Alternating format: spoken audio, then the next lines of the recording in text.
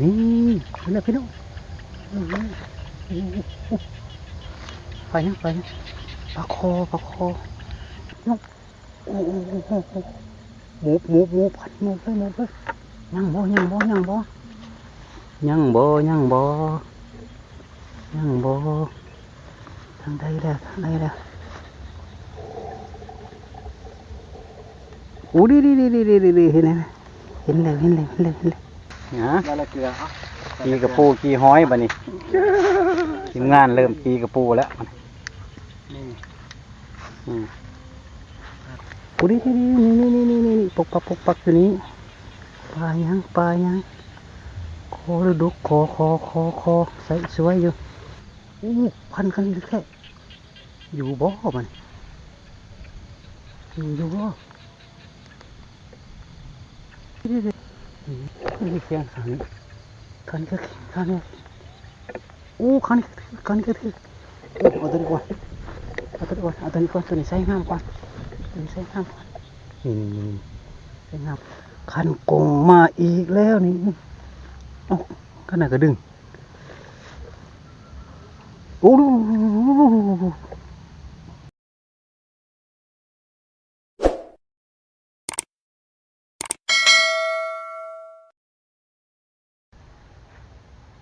สวัสดีพี่น้องสุขคนพาพี่น้องมาปักเบ็ดมือนี่ใส่เบ็ดประคอพี่น้องลายมือแล้วบริใส่ไปดินสิงริ้วมือนี้มานำกัน4 คนจะแบ่งเขตกันเนาะเขตตะคานี่ไปพูน2 คนเนาะอีก2 คนน่ะแม่นคนนึงไปทางนั้นแต่ข่อยสิไปทางนี้นี่แหละตะคานี่ไปปลานี่ก็พอใส่ได้อยู่2-3 หลังอยู่ในนี่เนาะขึ้นไปเทิงพุ่นเอาเทิงพุ่นนะแต่ว่าอยู่ในนี่มันมีบ้านคนบ่แน่ใจว่ามันสิปลอดภัยซำใดสิบ่มีคนซอยอีกบ่คือมื้อก่อน คิดงอตัวนี้แหละอย่ามีคนซอยไปอีกแต่ก็สิลองมึงพี่น้องเพราะว่าไล่ยาห่างพี่น้องมันสิคำก่อนไปใส่กันเลยไปนี่อาจสิบ่ได้ใส่ให้เบิ่งเนาะพี่น้องเนาะไปลุ้นกับต้นยามเลยก็ได้เนาะพี่น้องเนาะเนื้อเฮาก็เป็นเนื้อลูกหวกมันพี่น้องคือเก่าเนื้อลูกหวกช่วงนึงบ่ได้ใส่หยังว่าลูกหวกมันห่วยนี่จะลูกหวกน้อยนะหลังที่1ไปเบิ่ง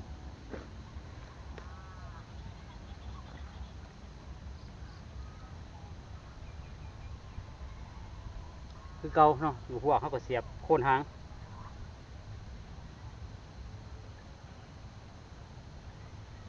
คือเก่าพี่น้อง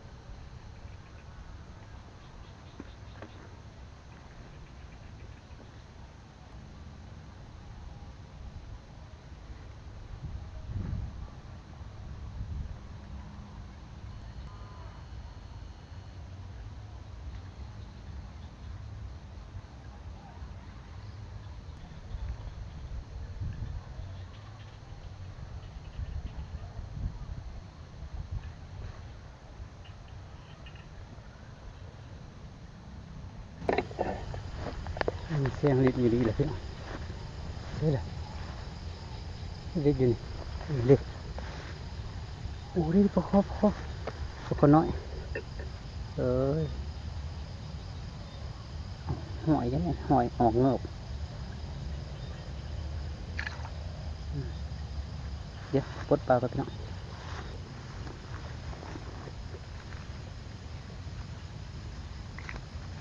เอาไปจ่อยลอยรวยโอ้ยนักเกียร์เยอะไหมก่อน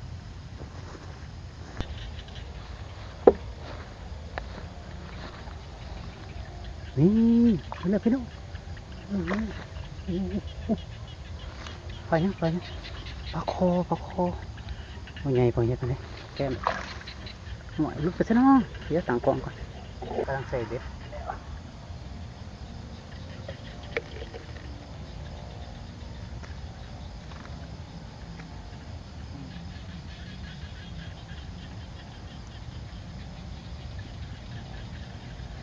นี่เนาะ ามอยู่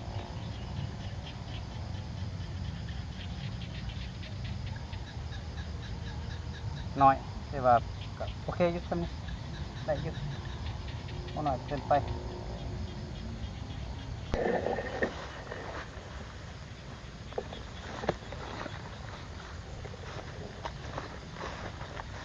ได้ยินเสียงอยู่แถวนี้อุ้ยโอ้ไล่มันตายเลยโคปะโคใส่สวยอยู่พี่น้องอืมใส่งามอยู่พี่น้องเพิ่นใส่งามอยู่โอ้ก็มินแท้ดูดิ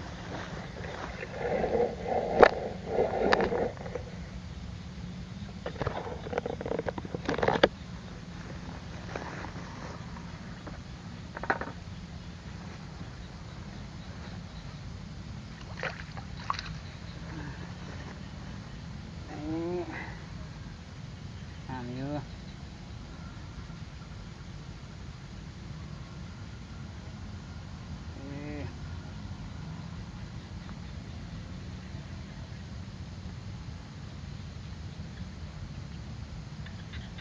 กำลังย่างกลับไปหาหมู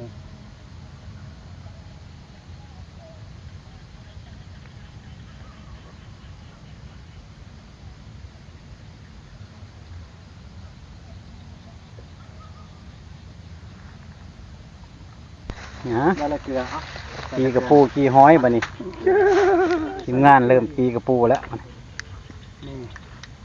อืม อ้าว กระปูมันยังบุไข่ดิน้ำมันมันก็แซ่บเลยเอาล่ะส่วนโอ้ทั้งห้อยทั้งกระปู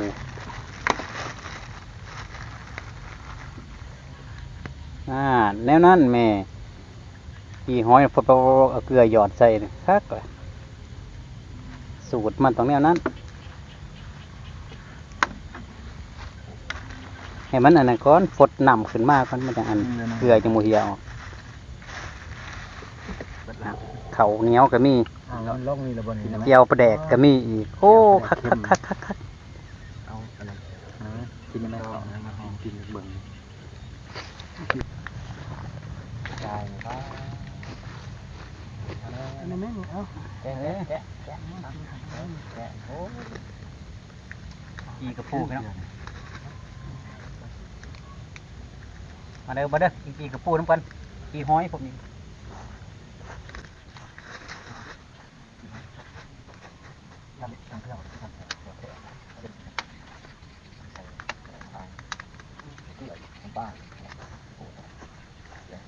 มาไวเสือโอ้ยใส่เหนียวปูแดงให้กูนี่ได้ปูแดง เพื่อนอ้ายนี่บอกได้เป็นตัวนี้เป็นตัวเดียวใส่เนาะ ยังบ่มันอะไร ทำให้เขา ลงเกี่ยวเขายังมันเลยเนาะ จำเลยใส่ไวเนาะ ตอนนี้เขาต้องพักผ่อนเจ้าหน่อยตัวนี้9 โมงย่าง9 โมงลงยามเบ็ดหอบเดียวเมื่อเลยอื่นสอบมาลุ้นกันไหม คุณผู้จำยังใครจำโอ้จำรู้เจ็บบ่ไปนะแซ่บบ่หรือเค็มเค็มบ่ โย่จำไรมือเข้มเนาะจำน้อยเอาเจียวปลาแดกง่ายอยู่แล้วเจียวปลาแดก เป็นอะไรเจ็บลายแซ่บบ่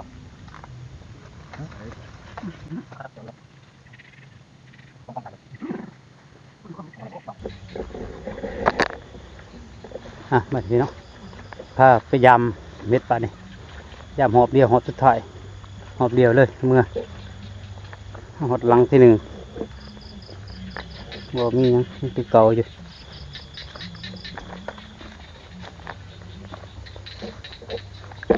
ที่2ก็ยังที่เก่า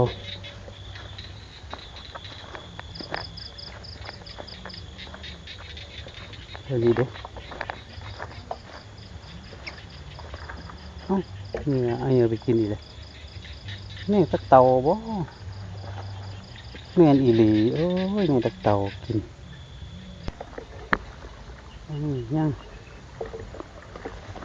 โอ้อันนี้เด็กย่างคือเก่าอู้อู้นกโอ้หมูพัดหมูเลยย่างบ่ย่างบ่ทางใดแล้วอู้ดิเห็นแล้วใส่สวยพี่น้องใส่สวย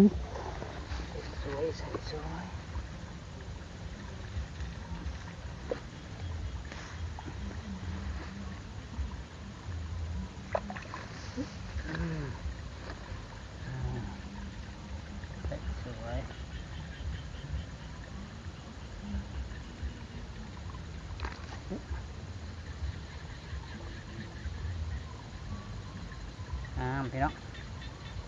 สวยงาม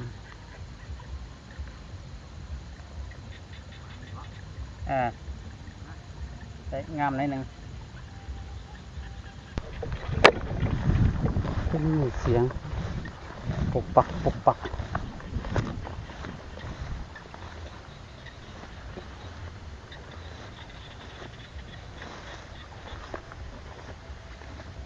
เรียกเราท่าน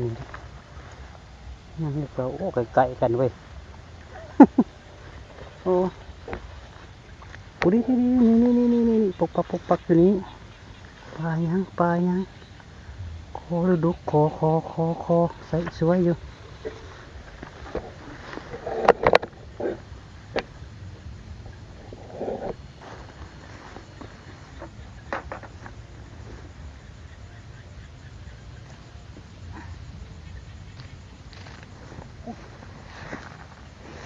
อุ้ยลุดไปซ้ำ โอ้ยจะขึ้นบ่หดลุดจับโอ้ย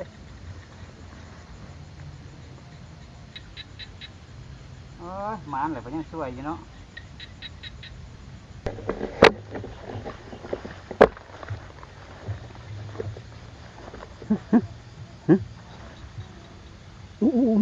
มีขอบ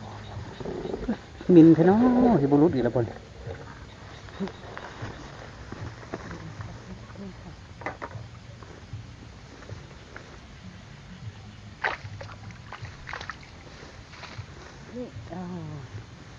โอ้ยปักนี่ก็สอดอยู่เนาะโอเคอยู่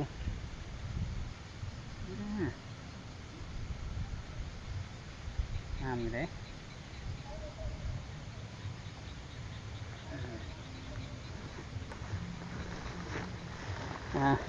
ไปลุ้นต่ออีก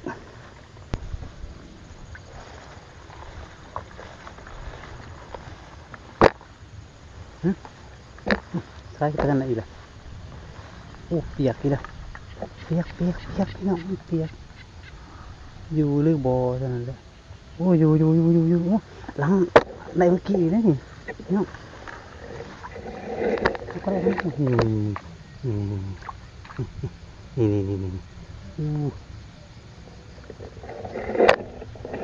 ไปทางไหนนี่ได้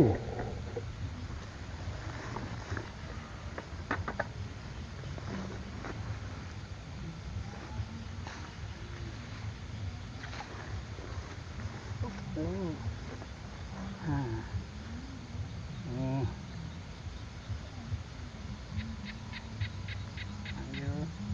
อเคอยู่สำนึกตัวใหญ่ไปได้แต่ก็โอเคอยู่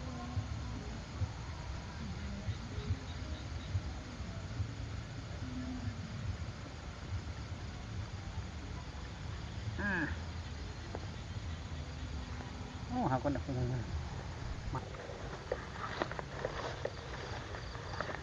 ยังบวตรงเลยยังหนังโอ้เข็งโอ้พันกันอยู่แค่อยู่บ่มันอยู่บ่ นี่เสียงขันขันก็ขันเลยโอ้ขันขันก็ถือโอ้เอาตัวนี้ก่อนเอาตัวนี้ก่อนเอาตัวนี้ก่อนตัวนี้ใส่งามก่อนตัวนี้ใส่งามก่อนนี่ใส่งามก่อนเอาตัวนี้มันเป็นนะ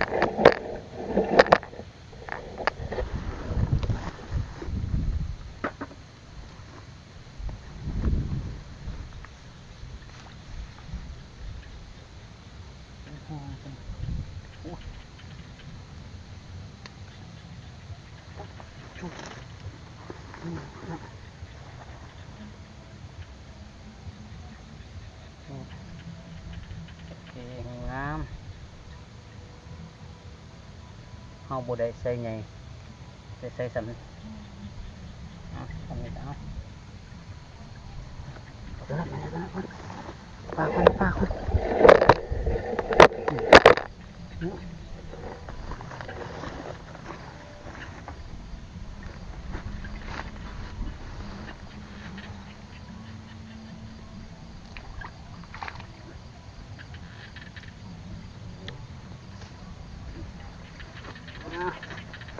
สำคัญเลยนะรุดกันได้หนึ่งรุดกับตะมกี้ได้หนึ่งสองหลังเฮียงกันเลย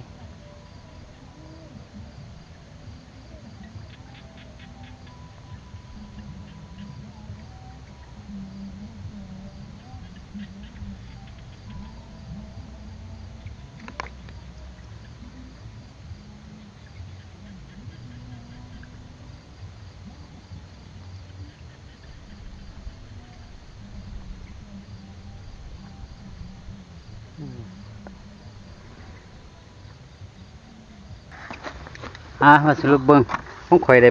8 แต้มบุญใหญ่ไม่ได้8 แต้มโอ้ยไฟบ่เห็นหงเอา8 แต้มมีไซส์ทำลำผ้านี่2 โตผมบอกกดโอ้ไซส์ใหญ่เลยแต่ว่าเพิ่นมีไซส์ใหญ่2 4 6 7 โตแต่ว่าเพิ่นมีไซส์ใหญ่ ใส่ XL บ่ ของบอลลูกใส่เสมอ ใส่เสมอโอ้เพิ่นอ๋อ3 4 5 6ตะเข็งนำแต่ว่าเพิ่นจัดเสมอกันด้วยเพิ่น GT อ๋อ GT ใส่ ของบ่นั่นเด้บ่ปีได้จักแต้ม ได้แต้มเก่าพอแล้ว แต้มเก่า ใหญ่เลยเท่แต้ม 3บ่ ทุ่มใหญ่เลย 3 แต้มแต่ว่าเพิ่นมีใหญ่ แต้มเดียวเต็มเท่ สำคัญนี่สำคัญ จะมากดเลย เฮาบ่กดมันสบายดีพี่น้องมายามเบ็ดกันตอนเช้าพี่น้องตื่นสวยมื้อนี้หมู่มาเบิดเลยหลังมันเป็นยังไงนี่คันกงมาอีกแล้วนี่เอ้าขนาดก็ดึงโอ้ดู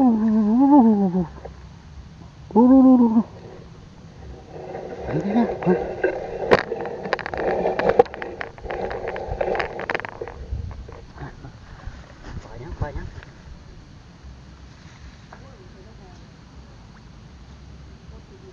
ปลาโคเด้ใหญ่กว่าโปรตีนหน่อยนึงหลังที่2บ่โอ้มันดึงเลยบ่อยู่หลังที่2บ่อยู่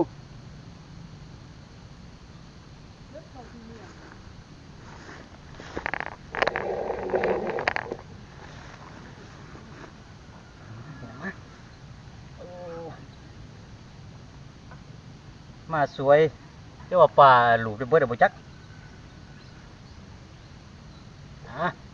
เต็มแรกแห้งมันหลังแรก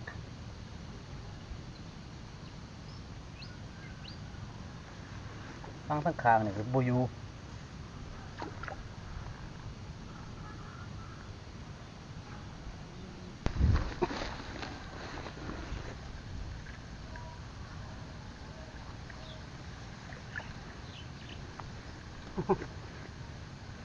รู้สับ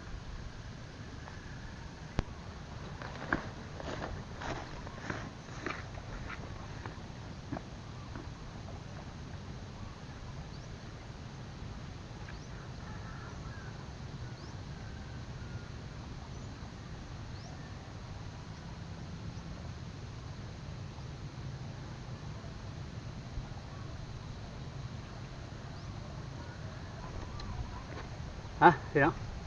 มาสรุปแต้มเขาก็ได้3-4แต้มเนาะแต่ว่าแต้มน้อยๆหั่น3ตัวนะครับปล่อยไปตัวหนึ่งปล่อยไปตัวหนึ่งตัวนั้นโมโหว่าถ่ายไว้อยู่บ่